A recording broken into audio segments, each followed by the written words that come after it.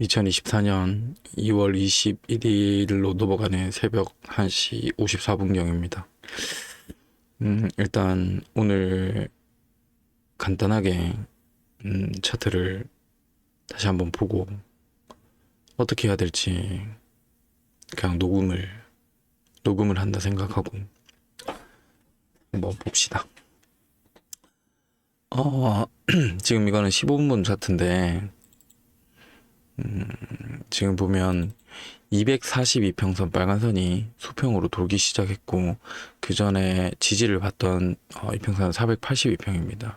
그러니까 우리가 주로 사용하는 62평선을 추세선을 보는데 일단 15분 봉상에서 추세 자체가 확실히 횡보 구간으로 접어들었다는 것을 확인을 했었고, 그렇다면 이 추세를 어떻게 보면 좋으냐, 적어도 4시간 봉에서 상승 추세는 이어지고 있고, 초록색이 62평선이니까 4시간 봉에서 상승 추세는 이어지고 있고, 1시간 봉에서 횡보 구간을 지나서 우리가 소위 말하는 4파를 그리면서 5파를 찍고 하락 1파동이 나오기 시작했다. 그러면 내 생각에는 1시간 봉에서 1파동이 나오고 A가 나오고 B가 나오다가 C를 만들고 다시 바닥을 만들어 줘야, 1시간 봉에서 다시 만들어 줘야 실제 추세는 4시간 봉에서 다시 상방으로 갈 수 있다고 봅니다. 자, 그런데 1시간 봉에서 이렇게 트레이딩을 하다 보면 너무 늦어지게 지금 텀이 너무 길어지는 경우가 생기기 때문에 우리가 주로 보는 15분 봉에서 차트를 보자면 15분 봉상에서 이렇게 1파동이 나오고 있습니다. 첫 번째 파동이 내려오면서 횡보 구간을 하락 돌파하기 시작했고, 우리가 말하는 삼각 수렴도 돌파를 했습니다. 그렇기 때문에 다시 이거를 이제 조금 복잡하니까 다이버전스 구간에서 보게 된다면, 적어도 이 내려오는 파동을 위로 상방으로 돌리기 위해서는 중파동에 다이버전스가 걸려야 되는데, 그거를 이렇게 보자면 지금 15분봉에서 내려오는 한 파동이 나오고, 여기서 상승 파동이 나오면 여기서 재차 하락 파동이 나올 가능성이 크다. 그래서 지금 내 포지션은 어디에 있냐, 지금 이게 현 상황인 거고, 여기에 지금 쇼 포지션을 들고 있고,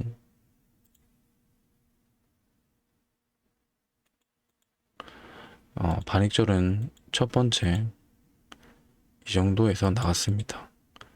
그리고 다음 파동을 기다리고 있는데, 적어도 내일하고 이번 주나 계속 바쁜 구간이기 때문에 스윙으로 갈 테고, 그렇게 되면은 내려온 한 파동, 그 다음에 상승 B파동, 그리고 C파동까지는 들고 있어야 된다. 내가 이렇게 녹화를 한 이유가 뭐냐면은, 이게 파동을 계속 따라가면서 작은 분봉으로 보다 보면은 이 들고 있던 숏 포지션을 익절하고 싶은 생각이 굉장히 많이 들거든요. 그 포지션 체인지를 하고 싶은 생각이 너무 많이 들기 때문에 이거를 막기 위해서 이야기하는 건데, 여기서 적어도 상승 파동이 나오려면은 아무리 못해도 15분 봉상에서 제대로 된 다이버전스가 발생을 해야 됩니다. 요런 거죠. 요런 거. 이런 구간에서는 스위칭을 한번 노려볼 수 있다. 지금으로 따지면 이 정도 구간이라고 볼 수 있겠는데, 적어도 15분 봉상에서는 상승 파동이 나와줘야, 다이버전스가 나와줘야 제 롱 포지션을 스위칭을 하면서, 그래도 아직까지는 하락을 보는 게 맞는데 스위칭을 하면서 수익을 극대화하는 전략을 가져가는 게 맞지 않나, 이렇게 생각을 합니다. 짤먹하고 다시 숏 포지션을 들고 가게 되고, 그 롱 포지션을 놓쳤다면 올라오는 숏 포지션에서 다시 5분봉이나 3분봉에서 다이버전스를 찾거나 쌍봉을 찾아서 추가 물량을 태우는 전략을 취해야 될 것 같습니다. 그리고 오늘 깨달은 거를 매매를 자주 하지 않으면서 매매 횟수가 굉장히 줄었는데 본업이 바빠진 것도 있고, 그리고 수익이 잘 안 나는 것도 있고, 이거를 교정을 거치고 있기 때문에 매매 횟수가 자꾸 줄어드는 것 같고, 지금 가장 중요하게 생각하는 거는 나만의 기준을 좀 빨리 찾아야 되는데 조금씩 찾아가고 있다는 생각이 듭니다. 네. 이평선으로 추세를 찾고 타점은 RSI로 찾게 되고, 그렇게 하고 있는데 RSI는 어떻게 보면 중파동이랑 비슷하게 나오는데 약간 좀 직관적으로 알려주고 있어요. 그래가지고 RSI를 주로 쓰게 되고, 그리고 약간 나만의 어떻게 보면 조금 비법은 아닌데 어떤 법칙이 정해졌다는 걸 이야기를 해보자면, 예를 들어 지금도 오늘 처음에 차트를 볼 때 1시간 봉, 적어도 4시간 봉에서 상승 파동이 끝났고 횡보 중으로 가고 있다. 4시간 봉에서는 아직까지 상승 파동 중이고 1시간 봉에서는 횡보 중이다, 이런 얘기를 했었는데, 그러면 1시간 봉에서 지금 하락 다이버전스 또는 쌍봉이 걸렸다는 게 이제 전제가 되면 이 1시간 봉을 돌려야지만 4시간 봉에서도 상승 파동을 이어갈 수 있거든요. 네, 그런 식으로 이제 생각을 자꾸 이제 늘려가다 보면은, 예를 들어 시간봉에서 다이버전스가 나왔는데 진짜 단타를 쳐버리는 이런 말도 안 되는 이제 아까운 그런 상황이 나오게 됩니다. 그러면 어떤 일이 벌어지냐, 1시간 봉에서 다이버전스를 보고 쳤는데 진짜 1시간 만에 숏 포지션을 정리해버리고 롱으로 스위칭을 하거나 이딴 짓을 하게 되면 무조건 저물리게 돼 있어요. 그러면 왜냐하면 들고 있던 포지션을 빨리 날려버리게 되면 큰 다이버전스인데 그거를 빨리 버렸다, 그러면 기다리지를 못합니다. 다음 타점을. 초보들은 내가 그랬기 때문에 기다려야 되는 이제 평균을 찾다 보니까 차트가 만들어지는 시간을 줘야 되고, 큰 시간대의 다이버전스 또는 신호일수록 그게 길다는 거죠.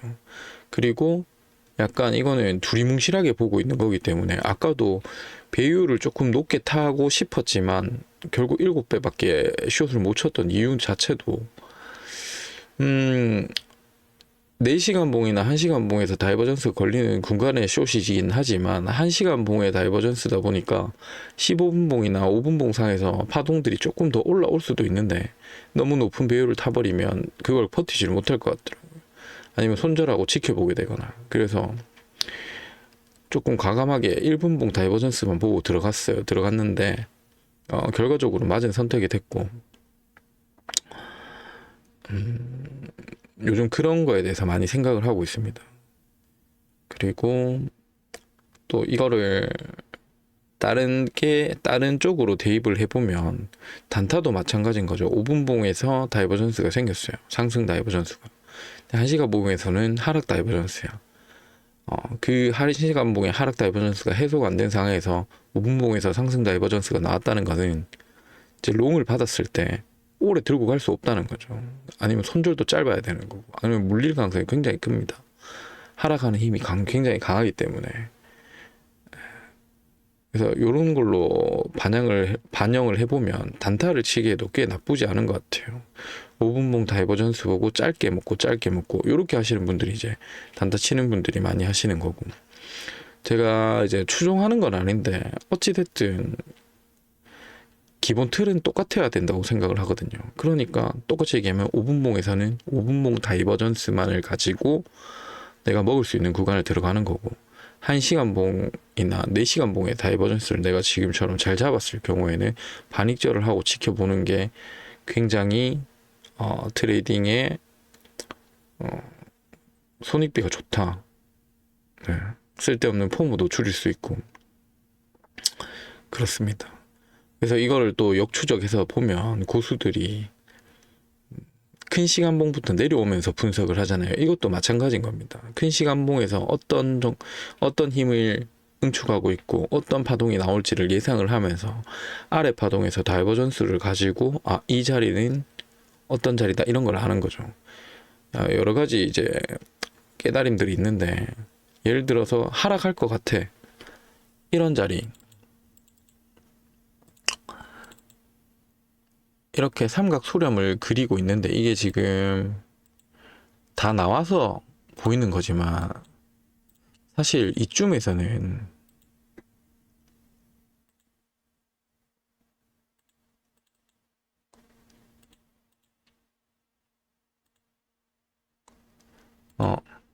지금 다 나와서 삼각 수렴을 그리지만 이때는 판단 자체를 한 번, 두 번 이렇게 그냥 내려올 수 있다고도 생각을 하게 되거든요.